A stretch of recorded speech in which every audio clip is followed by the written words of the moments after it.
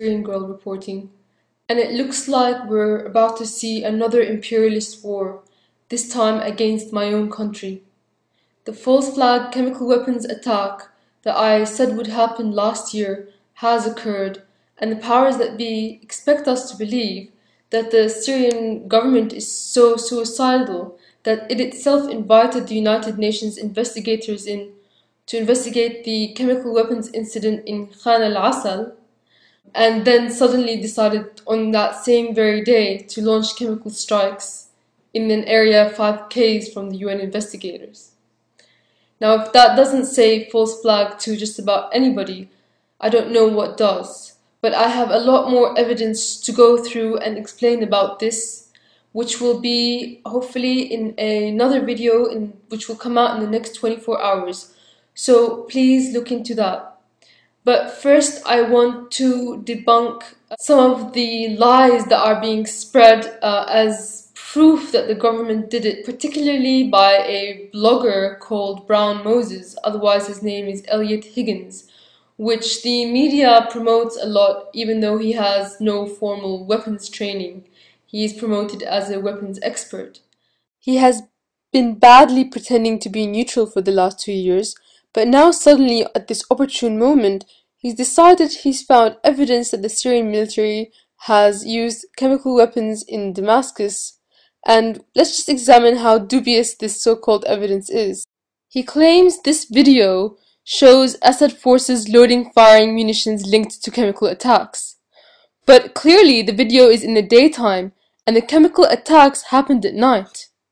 In answer to this, he then says that it was the same munition that rebels found that day and sent him a picture of and claimed it was chemical weapons, but it wasn't on the chemical weapons attack day itself, which actually suggests the picture that he's claiming is chemical weapons is just a regular ordnance that is fired on a regular basis, and has nothing to do with chemical weapons at all, debunking his own theory.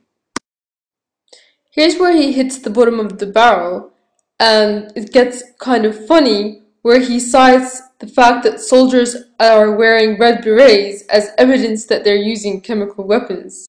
Syria has a chemical warfare division, and if they were to handle chemical munitions, they would have probably worn protective gear, not red berets, and it wouldn't be the Republican Guard handling it either, which is what he suggests these men are. He also tries to make excuses for footage that purports to show rebels firing chemical munitions. But more on that in my next video, which is going to come out very soon. But while I am here, I want to just send a message out to all of my followers and supporters who have been there and who have spread the truth from the beginning. Thank you so much. Syria thanks you, her people thank you, and the truth thanks you. There's going to be a rally on Saturday. It's going to be a global rally, hands off Syria, no war on Syria.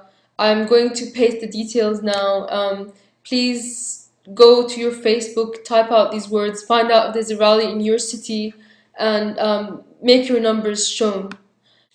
I want to tell you that I've spoken to many friends inside Syria, and none of them have told me that they're afraid.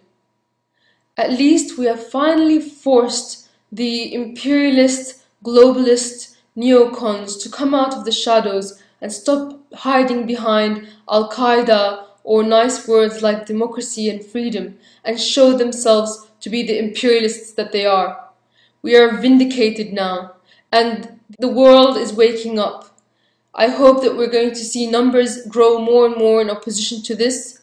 The fact that the US is so openly arming Al-Qaeda and flaunting international law. Finally now, we get to strike back at the real source of this war. I spoke to a friend in the military today, and he assured me they will have a fight the likes of which they have never seen. I believe in my people, I believe in our soldiers, and I believe in our victory. No matter what happens, no matter how long it takes, while I'm still breathing, I will be fighting this system that controls the world. So please stay tuned for my next videos. which will expose the media lies time and time again.